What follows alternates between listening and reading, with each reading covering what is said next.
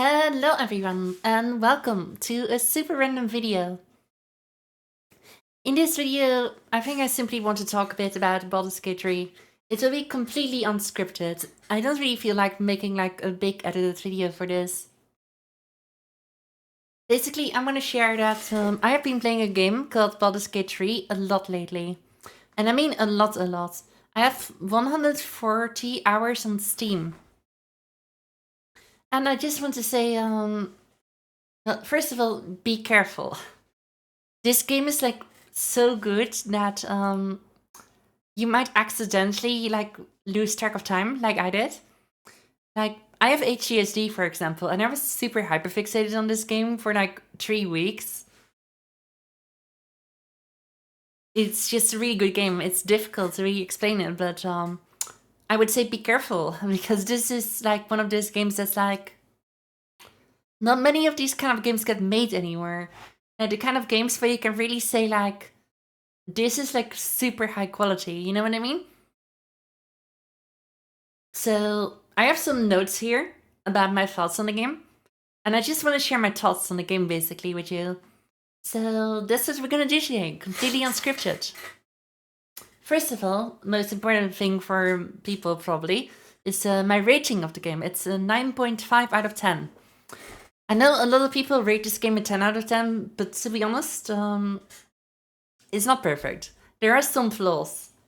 I would say, well, first of all, the game is good. It's really good. But it's not perfect. It's amazing that there's no DLC or microtransactions. But it's just... this is not the standard right now. And not anymore, at least. Like, I think it's really important for people to realize that it's very rare for a game to come out with this kind of business model and be successful. There are countless others that have not succeeded. This is rare. Because usually what happens is if you make a game, you still have to make a lot of money. And usually the money that goes into the development of the game isn't actually brought back with just the game sales. You actually have to like, you know, get DLC in the game most of the time these days. Which is a shame, of course. So it's really interesting to see a game that just doesn't do that. Despite being perfect for that. I mean, to be honest... Oh yeah, by the way, spoiler alert. There will be spoilers. This is just like random rambling about the game. So if you haven't beaten the game, I recommend that you just go away right now. If you are worried that you will lose too much time playing a very good game, then do not play this game. If you have time and you enjoy good things in life, then please do play this game. You will not regret it. Alright, so, alright, let me check my notes. Oh yeah, Act 3. I gotta talk about Act 3. Okay, Act 3 is a bit glitchy, to be honest. It feels unfinished. I mean, I read that it is actually partially unfinished, which is very unfortunate. Because there's a lot of cut content in Act 3. Don't get me wrong. Like, when I say Act 3 is like unfinished and some cut content, I don't mean that it's like 2 hours of gameplay. I mean that it is 50 hours of gameplay. 50 hours of good gameplay, a good story that could have been 60 hours. Let me explain. So basically, Act 3, the ending, it feels like it's slightly rushed. So for example, in my ending, basically I went with Karlach to Avernus, but there's not even a cutscene of it. Like you just say, oh yeah, we're going to Avernus, that's it. And then the screen cuts to black and the credits roll. It's very weird. Like there's not even like, you know, there's not even like an animation, like some kind of portal of fire or something. It's also there's a lot of weird camera glitches in Act 3. A lot of the cutscenes have weird camera glitches, and the journal doesn't always update very correctly. But yeah, this basically... Listen, I'm giving the game a 9.5 out of 10. These things that I just mentioned, those are the negative parts. Just some of the camera angles in Act 3 and some of the cut content in Act 3. That's unfortunate. But the rest of the game is amazing. Okay, so let me explain. The amount of choices that you have in this game is amazing. Like, you know, I was already stuck in the character creator for 2 hours, just making my character and reading about all the classes and stuff and the subclasses. Even all the races have like sub races and stuff. It's really cool. Like there's so much you can do, and it's difficult to really explain it properly. So that's why I'm just rambling. It's a lot of fun. I made around 3 characters before finally setting for a real character.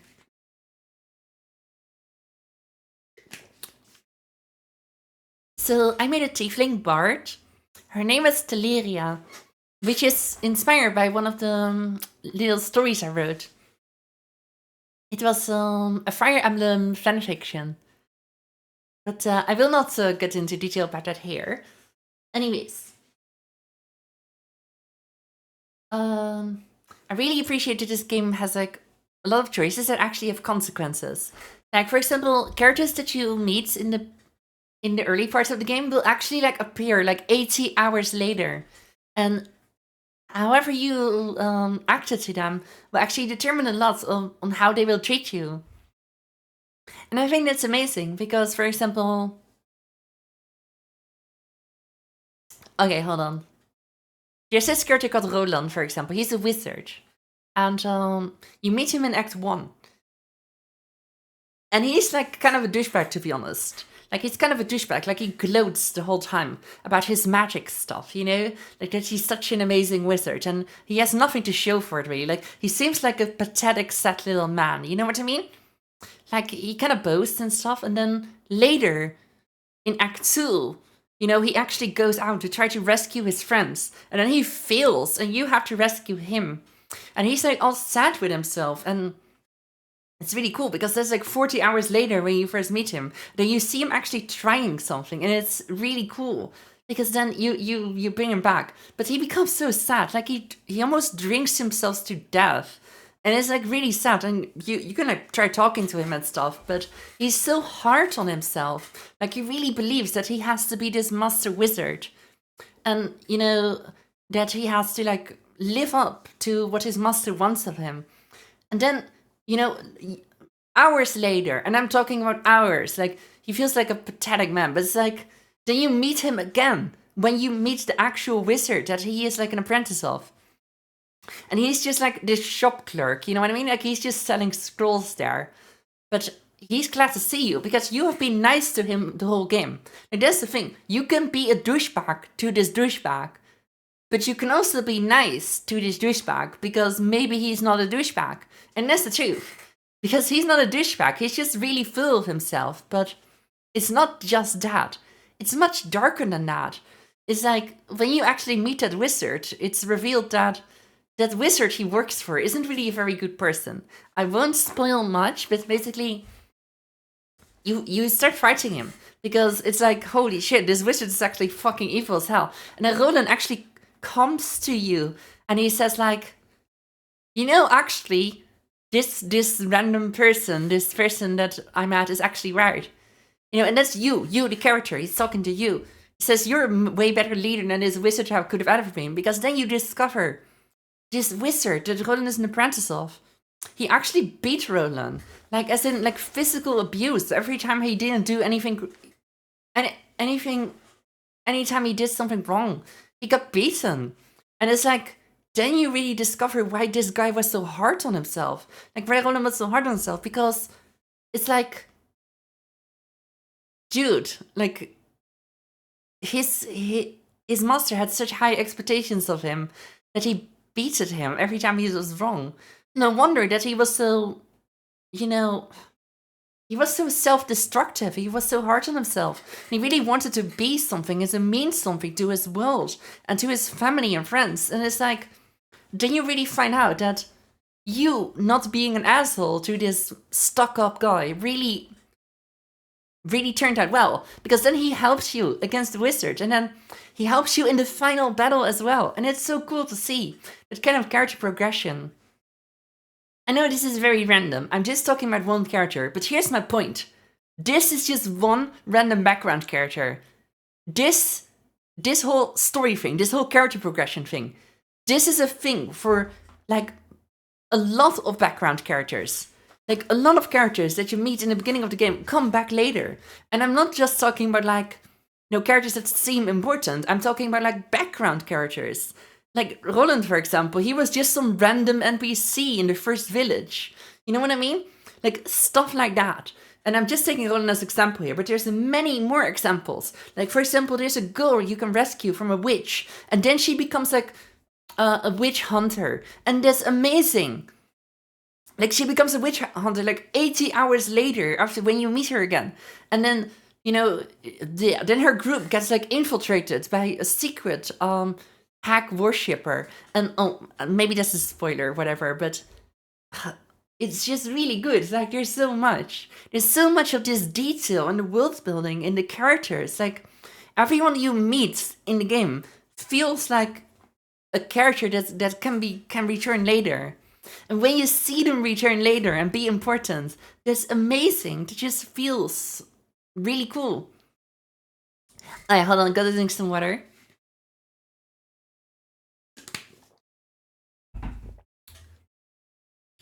Alright, so what I'm saying is there's a lot of roleplay potential. You can be an asshole to people, you can be nice to people, or you can be something in between. But what really matters is that, like, it really feels like that everyone you talk to, everyone you interact with, it has consequences for the game. And that's one of the things that make this game really stand out. It's one of the best games I have ever played so far. Oh, by the way, speaking of games, I don't really have a lot of experience with this kind of games. I played Divinity Original Sin 1, but I wasn't very good at it, so I dropped it. But it was very good. I mean, it was a good game, but I just didn't like it that much. But this game, I got way deeper in this game. Like, holy shit. The gameplay was really good.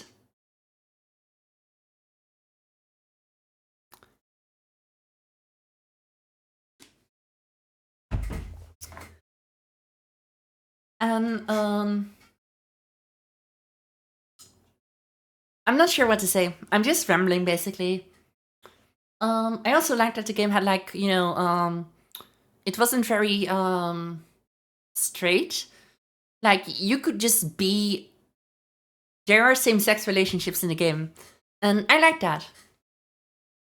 I mean, some of the NPCs also have same-sex relationships. For example, there's a tiefling bard that you meet. And that one is pretty, well, she's pretty, of course, yes. But also, like, there's also some other NPCs, and you can be also, you can also be that yourself. For example, I had a female character, and I married Karlak, of course. I mean, I didn't marry her, but I romanced her. I wish we could marry Karlak, to be honest. Also, Astarion is amazing. Astarion is my favorite character. Yes, I know I married Karlak, but listen. Like, Karlak is my type, but Astarion is, like, the best kind of... His story was amazing. His acting was amazing. Like, the voice acting. And the body movements as well. Like, holy shit. Like, Astarion, his story, his character, his voice acting, he was the best character in the game. Like, no doubt. Oh, by the way, of course, I let Astarion ascend. I mean, he deserves it. He is, he's good. I mean, he's been like a spawn for like more than 200 years. I lost count. I mean, I think Astarion deserves a little treat, you know what I mean? Anyways, shoving. Shoving and knockback is some of the best things this game has. Like, in terms of the combat can be really strategical and tactical. It's like, you really have to think about your actions and about what kind of spells you equip, for example. I have to say, shoving people in chasms is the best thing ever. And when you unlock telekinesis, you can basically just drop giant monsters in pits, and it's amazing. You can even defeat bosses this way. But be careful, the game is very addictive.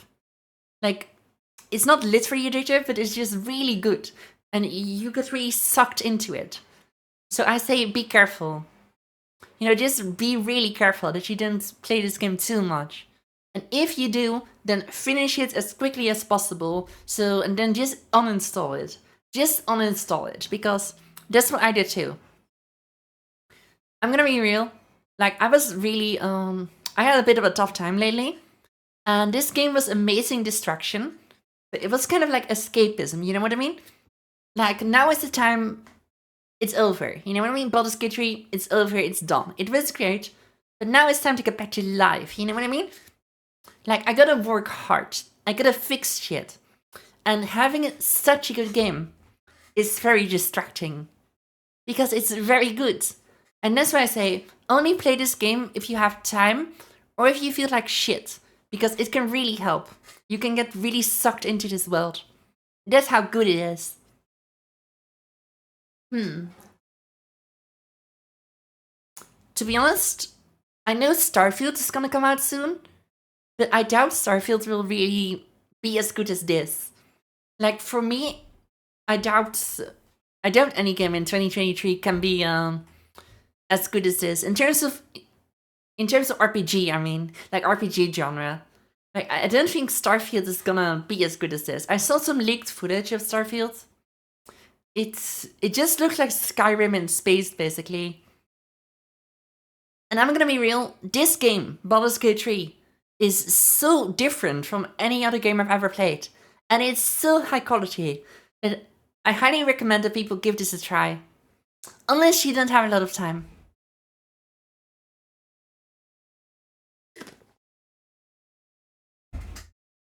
Also, this game made me excited to play Dungeons and Dragons again, and that's really awesome. But basically, Baldur's Gate 3, like, this is a summary. Like, Baldur's Gate 3, 9.5 out of 10. Amazing game, but be careful that you don't play too much. I highly recommend that you try this game. It is one of the most fun games and a very unique style. Like, CRPG. I have barely played any CRPGs, to be honest. But if you enjoy role-playing, you will love this. Okay, I think I've said everything now. I'm just repeating myself, so thanks for watching. I'm going to work on music, and I'm going to I'm gonna do my best to